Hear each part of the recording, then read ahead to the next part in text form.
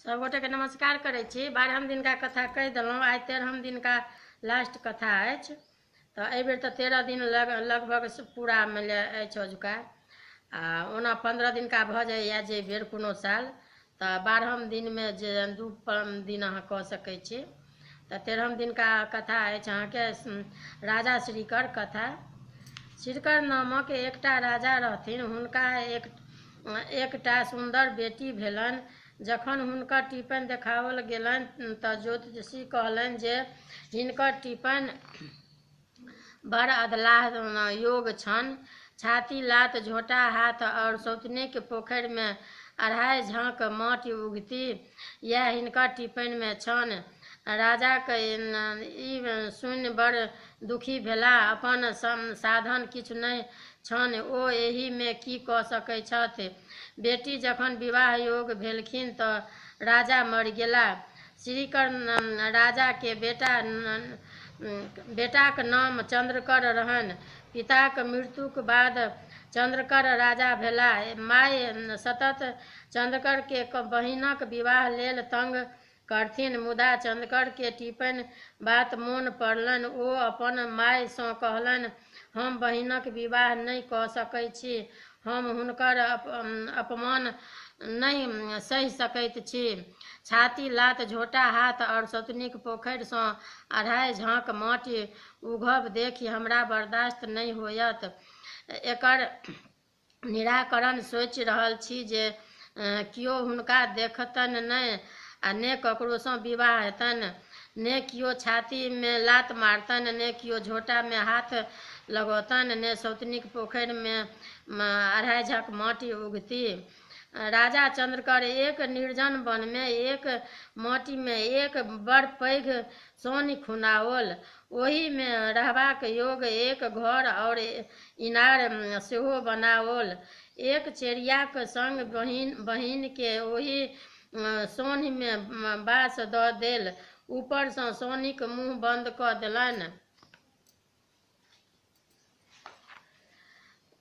देल। कनेक द्वार ओहि में छोड़ि देल गेल, जाहि बाटे बसात जा सकै, कोनो तरहे एक आदमी बाहर भीतर कऽ सकै। राजकुमारी अबला छलीह, हुनका भाइयक बातक मानऽ पड़लनि। ओ सोनि में दिन काटऽ लगली। भाइ मास दिन पर खयबाक पीबाक वस्तु पठबैत रहथिन। एक दिन सुवर्ण नामक राजा शिकार खेलाइत ओहि वन में पहुँचला, जतऽ राजकुमारी सोनि में रहैत छलीह। राजा के प्यास लागि गेलनि। ओ पानी करैत छलाह। अचानक हुनका चुट्टी सभक नजरि गेलनि। चुट्टी सब के धारी सँ जाइत छल। जखन राजा ओकर देखलनि तऽ देखैत छथि जे चुट्टीक मुँह में साग और भात छैक। राजा के विश्वास भेलनि जे एहि बास में कियो मनुष्य रहैत अछि। ओ चुट्टीक धारीक अंत तक गेला। ओतऽ देखै छथि जे एक झाड़ी में गीदड़ या शाहीक बिल सन सोनि छैक। ओहि सँ चुट्टीक धारी बाहर भेल अछि। राजा सोनि में पैसि गेला। भीतर गेलाक बाद देखै छथि जे एकटा बढ़िया आंगन और एक इनार छैक। ओ शोर पाड़ऽ लगलनि, कियो एतऽ छी? हमरा बड़ जोर प्यास लागल अछि, कनि पानी पियाओ। हाक सुनि राजकुमारी एक पात्र में शीतल जल अपन चेरियाक हाथे पठा पूर्ण पानी मांगी।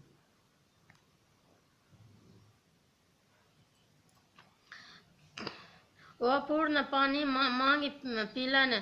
ओतऽ हुनका चेरिया सँ ज्ञात भेलनि जे एक सुंदरी राजकुमारी एहि सोनि में रहैत छथि। ओ कुमारिये छथि। ओहि राति राजा ओतऽ रहि गेला और राजकुमारी सुंदरता के देखि राजकुमारी मोहित भऽ गेली। ओ राजकुमारी सँ विवाह कऽ लेलनि। ओ सुख विलास करैत किछु दिनक ओतऽ बितेलाक। राजा अपन राजधानी घुरबाक विचार करऽ लगला। राजकुमारी कहलनि, जाइ छी तऽ जाउ, मुदा ई बात मोन राखब जे सावन शुद्धि तृतीयाक मधुश्रावणी पाबनि होइत अछि। ओहि दिन नव विवाहिता कन्या पाबनि करैत अछि। ओहि दिन कन्या सब वस्त्र सासुरक पहिरैत छथि और सासुरेके अन्न खाइत छथि। तैँ मोन पारि कऽ ककरो द्वारा सब किछु पठा देब। राजा अपन राजधानी घुरि अयला, कारीगर के बजाओल और एक खूब सुंदर चुंदरी बुनैके लेल आज्ञा देलनि। ई बात जेठकी रानी बुझि गेलखिन। रानी सोचलनि जे राजा फेर कतहु दोसर विवाह केलनि अछि, तेँ ई जोल्हाके चुंदरी बुनि देबाक लेल कहलनि अछि। एतेक दिन राजा निपता छलाह, तकर इएह कारण छल। रानी चुपचाप जोल्हाके बजबाओल और कहलक जे तोँ ओहि चुंदरीमे छाती लात झोटा हाथ लिखि दहिन और ओकरा तेना कऽ चोपेट दिहनि जे किओ नहि बुझैक, राजा के एकर खबर नहि होइन। यदि तू हमर कहल अनुसार करमे तऽ तोरा डाला भरि सोन इनाममे देबौ। जोल्हा आमदनीक बात सुनि बात मानि लेल। पूर्व समयमे राजा सब चिड़ै चुनमुनी पोसैत छलाह। ओकरा सबके प्रशिक्षित कऽ गुप्त काज करैत छलाह। राजा सुवर्णक सेहो एकटा कौआ छलनि। राजा चुंदरी एकटा बाँसक चोंगामे दऽ ओकर मुँह बंद कऽ देलनि और मधुश्रावणी सँ एक दिन पूर्व कौआके देलखिन और नव कन्याक पता बुझा देबाक आदेश देलनि। कौआ चालाक रहितहुँ छल तऽ कौए बाटमे एकटा कुम्हराक ओतऽ भोज रहैक, ओतऽ ओ चोंगा राखि कऽ ऐंठ कुइठ खाय लागल। चोंगा ओतहि बिसरि गेल। मधुश्रावणी दिन राजकुमारी सासुरसँ कोनो वस्तु नहि अयलनि। ओ तमसा कऽ उजरा फूल और उजरा चाननसँ गौरी पूजा केलनि और कल जोड़ि कऽ वर मङ्गलनि जे जहिया हमरा राजासँ भेँट होयत तऽ हम बौक भऽ जाय।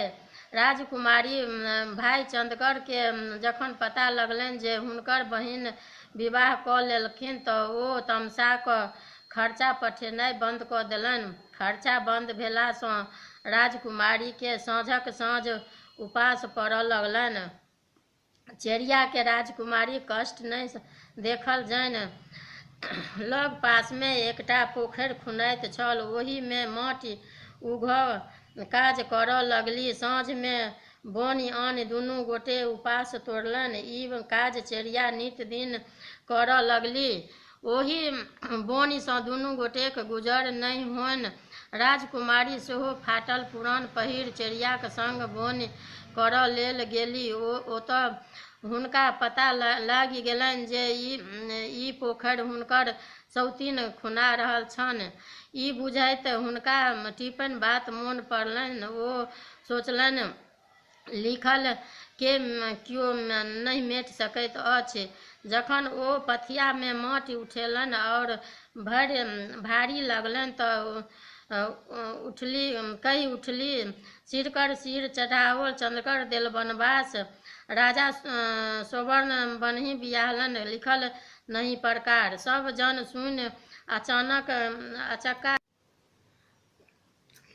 जन सुनि कऽ अकचका गेल। राजकुमारी दोसर पथिया माटि उठाओल और वएह फकरा बजली। वनमे राजा सुवर्णक बियाहलक बात सुनि सबके आश्चर्य लगलै। संजोगसँ राजा ओहि दिन पोखरि देखबाक हेतु आयल छलाह। ओहो ई फकरा सुनलनि। फकरा सुनि हुनका सब बात मोन पड़ि गेलनि। कोना ओ प्यासे व्याकुल राजकुमारीक ओतऽ गेला, केहन ओतऽ हुनका सत्कार भेलनि, फेर विवाहो केला। सब बात राजाके सुमरन होबऽ लगलनि। तकर बाद ओ अपन राजधानी आबि गेला। राजकुमारीके बिसरि गेला। राजाके लाज और तखन राजा के एहि बातक दुख होनि जे बजैत किएक नहि छथि। चेरिया सँ पुछलाक पर ओ कहलक, मधुश्रावणी दिन अपने पाबनि हेतु किछु नहि पठेलियनि। ओहि तामस सँ राजकुमारी उजरा फूल और उजरा चानन सँ गौरीक पूजा कऽ लेलनि और गौरी सँ वरदान मांगलनि जे एहन हमरा राजा सँ भेंट हुए तऽ हम बौक भऽ जाय। तेँ ओ नहि बाजैत छथि। राजा जहन सब बात सुनलनि तऽ दुखक अंत नहि रहलनि। ओ कौआ के बजा चोंगाक खोज करऽ लगलनि। कौआ के ई बात ध्यान सँ उतरि गेल रहैक। खोज करिते ओकरा कुम्हारक ओहिठामक बात मोन पड़ि गेलैक। राजा अपन दूत पठा कऽ कुम्हरा के बजाओल। तखन ओ कहलनि जे हमरा एकर जानकारी नहि अछि, तहन हम अपना ओहिठाम खोज करैत छियैक। कुम्हरा जहन आँगन गेल, ओ पुछारी केलक तऽ पता लगलै जे भोजक दिन ई चार पर सँ खसल। ओकर पुतोह ओ चोंगा उठाइ कोठी में राखि देलक। से रखले रहैक। ओ आनि राजा के देलखिन और क्षमा याचना केलक। राजकुमारी के तहन संतोष भेलनि जे एहि में राजाक कोनो दोष नहि।